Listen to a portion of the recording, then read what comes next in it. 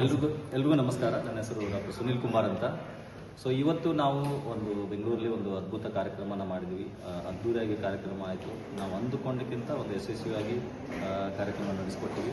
ನಮ್ಮ ಸಂಸ್ಥೆ DSK magnum, DSK foundation, ಹಾಗೆ reality book of world records ಅದರ ಮುಖ್ಯಸ್ಥರಂತ ಕರಾಟೆ AP ಶ್ರೀನಾಥ್ ಅವರು ಕೂಡ ನಮ್ಮ ಜೊತೆಗಿದ್ದಾರೆ. ಸೊ ನಾವು ಅವರು ಜಂಟಿಯಾಗಿ ಒಂದು ಕಾರ್ಯಕ್ರಮನ ಆಯೋಜಿಸಿದ್ವಿ.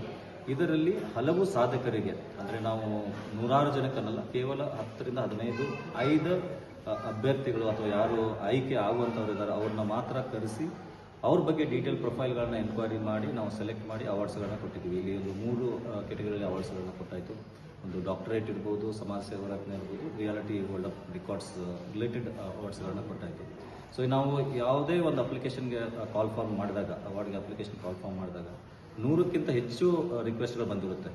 ಸೊ ಎಲ್ಲರೂ ಸಾಧಕರು ಇರ್ತಾರೆ, ಬೇರೆ ಬೇರೆ ಇರೋದಲ್ಲಿರ್ತಾರೆ. ಬಟ್ ನಾವು ಪ್ರತಿಯೊಂದು ಪ್ರೊಫೈಲ್ ಬಂದಾಗ ಅವ್ರ ಬಗ್ಗೆ ಡೀಟೇಲ್ಸ್ಗಳನ್ನು ತಿಳ್ಕೊಂಡು ಅವ್ರ ಹಿಂದೆ ತೊಗೊಂಡಂಥ ಅವಾರ್ಡ್ಸ್ಗಳಿರ್ಬೋದು, ಅದು ಮಾಡುವಂಥ ಕಾರ್ಯಕ್ರಮ ಏನೇನು ಕೆಲಸಗಳನ್ನ ಮಾಡಿದಾರೋ ಅದನ್ನು ನಾವು ಎನ್ಕ್ವೈರಿ ಮಾಡಿ, ಅದಲ್ಲದೆ ಅವ್ರ ಬಗ್ಗೆ ಸೋಷಿಯಲ್ ಮೀಡಿಯಾದಲ್ಲಿ ನಮ್ಮದೇ ಆದಂಥ ಟೀಮ್ ಇರುತ್ತೆ. ಸೋಷಿಯಲ್ ಮೀಡಿಯಾದಲ್ಲಿ ಅವ್ರನ್ನ ಸರ್ಚ್ ಮಾಡ್ತೀವಿ. ಅಂದರೆ ನಮಗೆ ಹೇಳಿದಂಥ ಇನ್ಫಾರ್ಮೇಷನು ಎಷ್ಟು ಸತ್ಯ, ಎಷ್ಟು ಫೇಕ್ ಇರ್ಬೋದು ಅಂತ.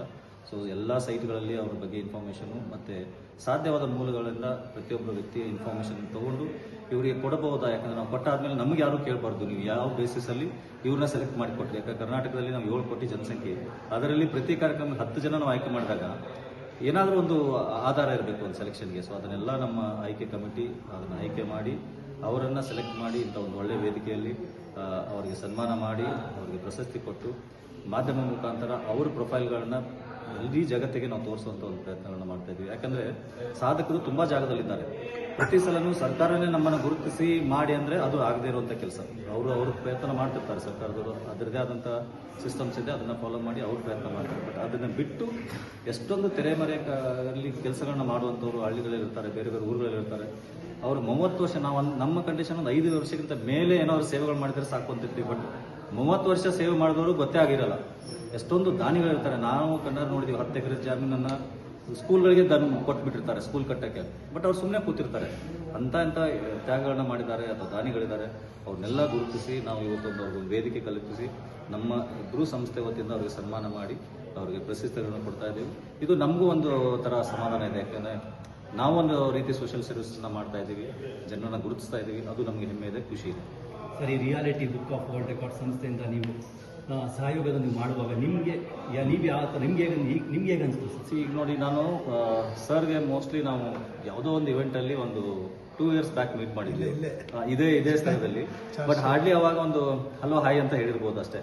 ಬಟ್ ಅದಾದಮೇಲೆ ಮತ್ತೊಂದು ಕಾರ್ಯಕ್ರಮದಲ್ಲಿ ಮೀಟ್ ಮಾಡಿದ್ವಿ. ನೋಡಿ, ನಾವು ದಿನಕ್ಕೆ ಒಂದು 100 ಜನಕ್ಕೆ ಮೇಲೆ ಮೀಟ್ ಮಾಡ್ತಿರ್ತೀವಿ, ಅಲ್ಲಿ ಮೀಟ್ ಮಾಡ್ತಾನೆ ಇರ್ತೀವಿ. ಬಟ್ ಕೆಲವೊಂದು ಜನಕ್ಕೆ ಮಾತ್ರ ನಾವು ಕನೆಕ್ಟ್ ಆಗಿಬಿಡ್ತೀವಿ. ಇವ್ರದ್ದು ಪಾಸಿಟಿವ್ ವೈಬ್ಸು ನಮ್ದು ವೈಬ್ಸು ಕನೆಕ್ಟ್ ಆಗುತ್ತೆ. ನಾವು ಸೇರ್ಕೊಂಡು ಏನೋ ಮಾಡ್ಬೋದು ಅಂತ ಅನಿಸಿದಾಗ, ಯಾಕೆ ಈ ವಿಷಯಗಳು ನಾವು ಎಲ್ಲ ಕಡೆ ಚರ್ಚೆ ಮಾಡಿರ್ತೀವಿ, ನಾವು ಏನೋ ಮಾಡೋಣ ಅಂತ. ಬಟ್ ಮಾಡೋಣ ಅನ್ನೋದು ಅಲ್ಲೇ ಉಳಿದ್ಬಿಡುತ್ತೆ.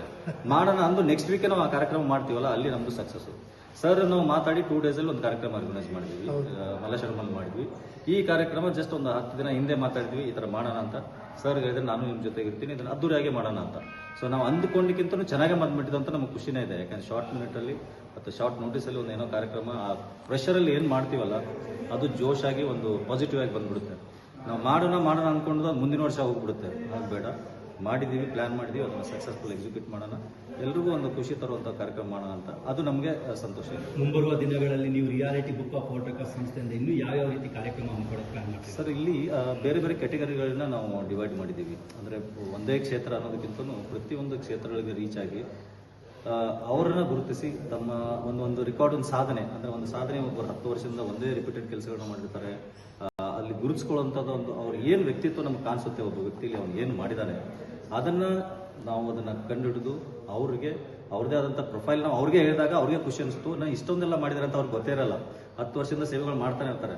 ಬಟ್ ಅದನ್ನು ನೀಟಾಗಿ ಬರೆದು ಬಿಟ್ಟು ಒಂದು ಡಾಕ್ಯುಮೆಂಟ್ ಥರ ಅವ್ರಿಗೆ ಪ್ರೆಸೆಂಟ್ ಮಾಡಿದಾಗ, ಸರ್ ನೋಡಿ ನೀವು ಮಾಡಿದಂಥ ಕೆಲಸಗಳು ಈ ಥರ ಇದೆ, ಅವ್ರಿಗೆ ಖುಷಿ ಅನಿಸುತ್ತೆ. ನಾವು ಪ್ರೊಫೈಲನ್ನು ಕೊಟ್ಟಾಗ, ನನ್ನ ಬಯೋಡಾಟಾ ಈ ಥರ ಕಾಣ್ತಾ ಇದೆಯಾ, ಅದನ್ನು ನಾವು ತೆರೆ ಮೇಲೆ ತರಕ್ಕೆ ಮತ್ತು ಪ್ರಶಸ್ತಿ ಮೂಲಕ ಅವ್ರನ್ನ ಜಗತ್ತಿಗೆ ಪರಿಚಯಿಸೋಕ್ಕೆ ನಾವು ಪ್ರಯತ್ನ ಮಾಡ್ತಾ ಇದ್ದೀವಿ.